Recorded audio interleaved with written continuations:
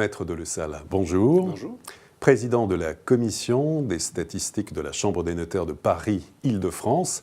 Alors, avec près de 850 000 transactions en un an, la France a marqué sans doute une activité record pour l'année 2016 et Paris n'échappe pas à la règle. Paris, toujours aussi attractive.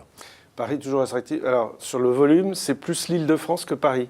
Parce que curieusement, Paris, on est bien, mais beaucoup moins fort que le reste de la France. Ça s'explique assez bien, c'est tout simplement les prix qui sont forts, qui sont très élevés. Alors juste en termes de volume, à Paris, sur l'année 2016, on sera quand même à des niveaux supérieurs aux 10 dernières années. Normalement, oui, on devrait avoisiner les 38 000. Alors, on ne sait pas encore trop. C'est aux alentours de 38 000. Bon, et sachant que les belles années, on était à 38 500. Vous voyez, donc, on est vraiment en flirt avec les très belles années. Alors que sur le reste de la France, on est au-dessus des très belles années. D'accord. Vous voyez, donc, on va dire peut mieux faire, mais ça dépend aussi des prix. C'est l'éternel problème. Alors justement, revers de la médaille, donc une activité quand même en hausse, assez forte pour l'année 2016, mais des prix qui remontent. Et vous annoncez, à partir de février 2017, un record à Paris, 8 500 € par mètre carré en moyenne pour un appartement, c'est du jamais vu.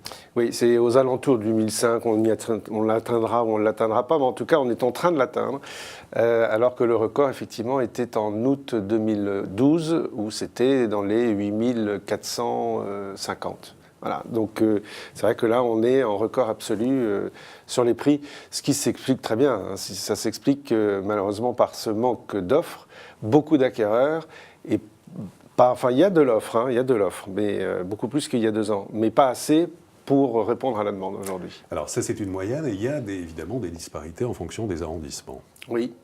Alors ces arrondissements, oui, cette disparité a tendance un peu à diminuer. On a constaté quand même depuis 20 ans que les arrondissements dits populaires de l'Est parisien avaient bénéficié davantage de cette, si on veut, bonne santé. En tout cas, l'augmentation a été plus forte dans ces arrondissements-là que dans les arrondissements traditionnellement à l'ouest de Paris. Ce qui fait que l'écart maintenant est de presque moins de 1 à 2 entre le moins cher et le plus cher. Alors qu'avant, c'était plutôt du 2, 2,5. Voire peut-être 3, c'était plutôt les quartiers.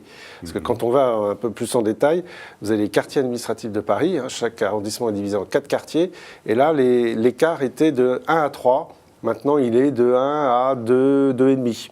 Avec voilà. le plus abordable, on va dire que c'est en gros, c'est le 19e arrondissement, qui a près de 7 000 € du mètre carré. C'est ça. Et le plus cher étant... Alors c'est le 6e depuis quelque temps, ils se battaient avec le 7e, mais maintenant ça y est, le 6e est depuis 1 an ou 2 vraiment le plus cher de Paris. Qui est à près de 12 000 € du mètre carré en fait. Oh oui, 12 000, 12 500. Oui. Quelle est la part des acquéreurs étrangers à Paris ? Comment ça évolue ? Alors ces dernières années, quand on dit nationalité étrangère, c'est non-résident et résident, il faut se méfier un petit peu. Donc tout confondu, non-résident et résident, on est à 8, 8,5. On est dans les records aussi de présence de ces acquéreurs de nationalité étrangère. Alors quand on regarde en détail, les vrais non-résidents, eux, ont tendance à diminuer. Sinon, parce qu'il y a dans les acquéreurs de nationalité étrangère, vous avez surtout les Chinois à Paris, les Italiens surtout, qui eux dament le pion à tout le monde, les Portugais, les Algériens, ça c'est plus la banlieue.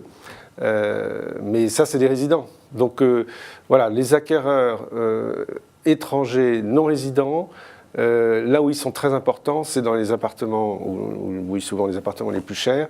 Et là, par contre, leur proportion a tendance à augmenter. Quelles ont été les plus belles ventes en 2016 ? Vous avez...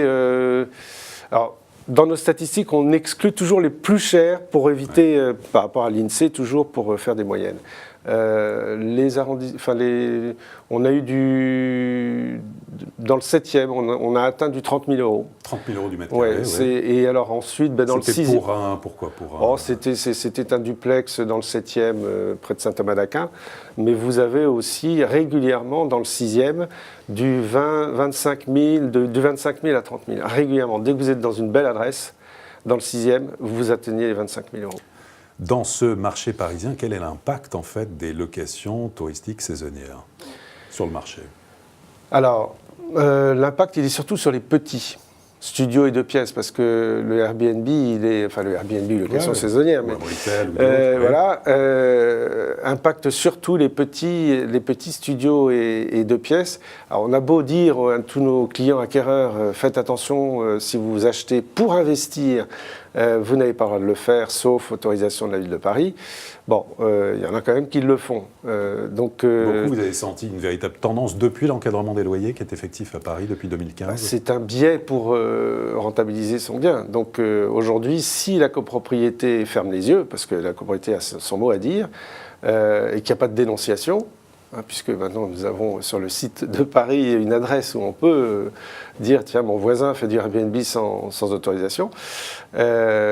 Si tout le monde ferme les yeux, oui, c'est un moyen de rentabiliser son bien.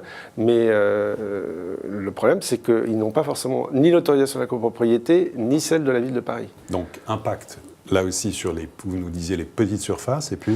Oui, mais je dirais ceux qui ont tendance à le faire vraiment systématiquement, c'est les étrangers. Quand on leur dit vous achetez un studio ou un 2 pièces, vous n'avez pas le droit de faire ça, ils y vont quand même. Bon. Ça, c'est encore autre chose. Les Français, eux, on leur dit, alors pour leur résidence principale, ils le font parce qu'ils ont l'autorisation de le faire pendant 4 mois. 4 mois par an. De leur résidence principale.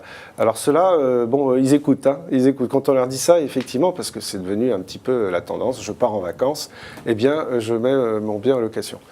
Le marché en Ile-de-France, là, si on sort un petit peu de Paris pour avoir une photo sur les volumes et sur l'évolution des prix.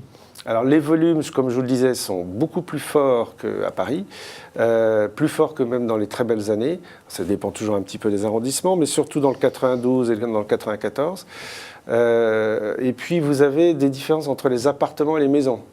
C'est-à-dire que le marché des appartements augmente plus que celui des maisons. Et ça s'explique assez bien, c'est parce que les maisons ont augmenté déjà il y a déjà pas mal d'années et ont repris du poil de la bête, si on peut dire.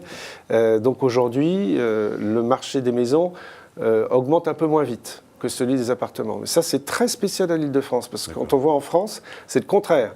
Quand on voit sur la France entière, c'est les maisons qui se portent mieux en termes d'augmentation des prix que les appartements. Et il y a quand même des petits phénomènes. Avec des prix de l'immobilier qui sont en hausse et des taux qui commencent un petit peu à remonter, plus les échéances électorales, quelles sont les perspectives, selon vous, pour cette année 2017 ? Alors, on n'est pas trop pessimiste sur 2017, année électorale, comme tout le monde le sait. Pourquoi ? Parce qu'on pense qu'on est en phénomène de rattrapage. Comme on le disait par rapport au volume, il y a quand même eu 4 années pas de vache maigre, mais les volumes étaient très faibles. Personne ne voulait changer son appartement, on avait peur du chômage, donc tout le monde était un peu tétanisé.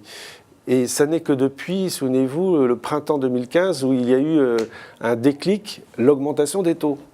Très faible, mais ça a suffi. C'était très psychologique.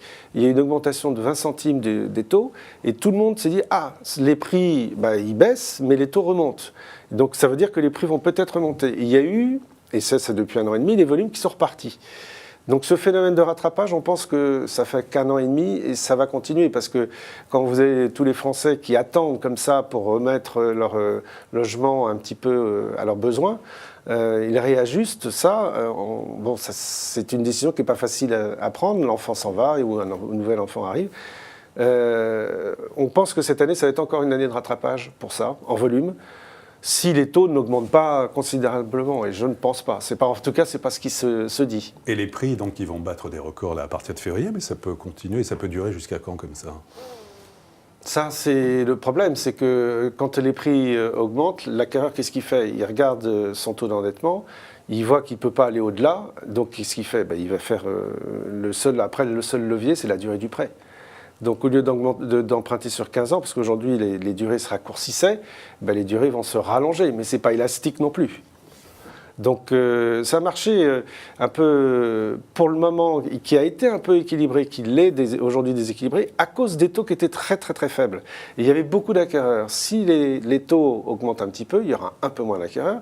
Et puis vous pouvez avoir des mesures fiscales avec ces élections. Alors justement. Tout le monde, je sais pas, mais il y en a pas mal qui commencent à nous sortir leurs promesses électorales. Si elles sont suivies des faits, comme on peut l'espérer, c'est encore à voir.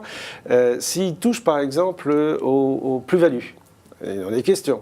qu'on ramène cette plus-value à 15 ans, mais pas seulement l'impôt, également les prélèvements sociaux, parce que les prélèvements sociaux ils sont toujours sur 30 ans. Si tout ça revient à 15 ans, forcément, là moi j'ai beaucoup de clients qui attendent aujourd'hui de vendre, parce qu'ils ont aujourd'hui une imposition forte, ils attendent ces élections pour vendre. Alors cela, évidemment, il va y avoir une masse de biens d'un seul coup qui va arriver sur le marché. Donc ça peut rééquilibrer le marché, et donc du coup, pendant un certain temps, eh bien, freiner cette hausse des prix. Mais bon, c'est une mesure qui, comprenez bien, quand vous êtes propriétaire d'un bien, vous attendez un espoir que ces plus-values passent à 15 ans, ce bien, il est souvent loué. Donc, il faut attendre que le locataire s'en aille. Donc, cette masse de biens va mettre ainsi pas mal de temps à arriver, va mettre 1 an ou 2. Donc, c'est un rééquilibrage lent. À l'inverse, vous avez une autre promesse électorale qui est de faire baisser l'imposition des revenus fonciers. De faire alors je sais qu'il y en a un qui parle de faire le statut du bailleur privé. Du bailleur privé, oui, voilà. Ouais. Avec aussi un amortissement sur un bien immobilier, donc un peu comme le périsol. Tout cela peut avoir un impact en fait sur le marché. Donc, et là, ça c'est du côté acquéreur. En revanche, ça va pousser les Français à investir dans la pierre. Et donc du coup, plus d'acquéreurs. Et donc peut-être aussi augmenter les prix. Vous voyez, donc en fonction des mesures et des leviers, l'impact ne sera pas le même. Dernière question, en quoi faut-il être particulièrement justement attentif aujourd'hui quand on souhaite acheter ou vendre un bien immobilier? Est-ce qu'il y a des conseils de base? Les conseils de base, c'est toujours un peu les mêmes choses. Alors maintenant, c'est vrai qu'il y a une loi, en termes de copropriété, il y a une loi qui vient d'arriver en application au 1er janvier, qui va dans les grands immeubles et puis petit à petit dans les petits. C'est ce qu'on appelle le diagnostic technique global de l'immeuble. Et ça, on est archi-preneur. Pourquoi? Parce que ça va être un diagnostic qui va permettre de connaître tous les travaux à faire dans l'immeuble pendant 10 ans. Pendant les 10 prochaines années. Et ça, les gens ne regardent pas. Et ça, on trouve ça très bien parce que c'est des mauvaises surprises, souvent, pour les acquéreurs en copropriété. Là, c'est une transparence qui est vraiment bienvenue. Maître Delessal, merci beaucoup. Merci. Et à très bientôt pour une prochaine édition du Club Immo.